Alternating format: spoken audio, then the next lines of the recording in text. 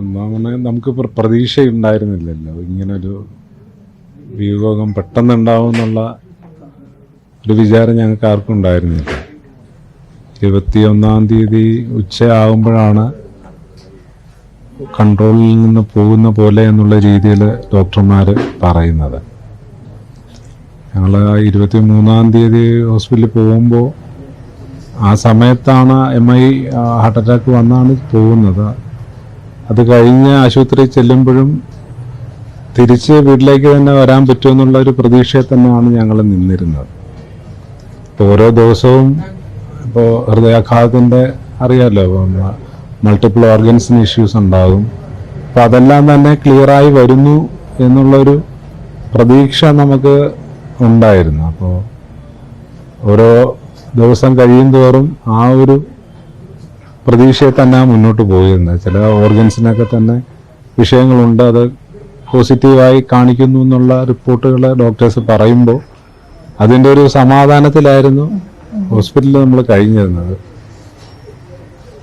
Last day ആണ് ഉച്ചയാകുമ്പോൾ വിഷയങ്ങളാണ് കൺട്രോളിൽ നിൽക്കുന്നില്ല എന്ന ഒരവസ്ഥ വരുന്നത്. പിന്നെ പെട്ടെന്നങ്ങ് കഴിഞ്ഞു പോയി.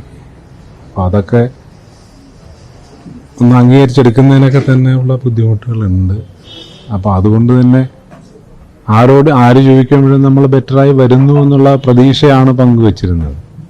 അപ്പോൾ ആ ഒരു മെസ്സേജാണ് എല്ലാവർക്കും ഉണ്ടായിരുന്നത്. അപ്പോൾ ഹോസ്പിറ്റലിലെ പാർട്ടി നേതാക്കന്മാരും അച്ഛനെ സ്നേഹിക്കുന്ന ആളുകളെല്ലാം തന്നെ ഇത് അന്വേഷിക്കുമ്പോഴൊക്കെ തന്നെ നമ്മൾ ആ ഒരു മെസ്സേജാണ് കൊടുത്തുകൊണ്ടിരുന്നത്.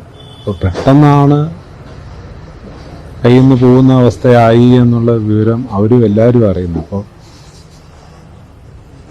പെട്ടെന്ന് ഉണ്ടാകുന്ന ആ ഒരു എനിക്കറിയില്ല അതൊക്കെ എങ്ങനെ പറയുക എന്നുള്ളത്. അപ്പോൾ സ്നേഹിക്കുന്നവർക്കൊക്കെ തന്നെ പെട്ടെന്ന് അച്ഛനെ കാണാനും ഒരു അന്ത്യോപചാരം അർപ്പിക്കാനും ഒക്കെ കഴിഞ്ഞു എന്നുള്ള കാര്യം അറിയില്ല. നമ്മൾ തിരുവനന്തപുരത്ത് നിന്ന് ആലപ്പുഴ വലിയ ചുടുകാട് വരുന്നവരെ ഉള്ള ആളുകളുടെ ഒരു വികാരമൊക്കെ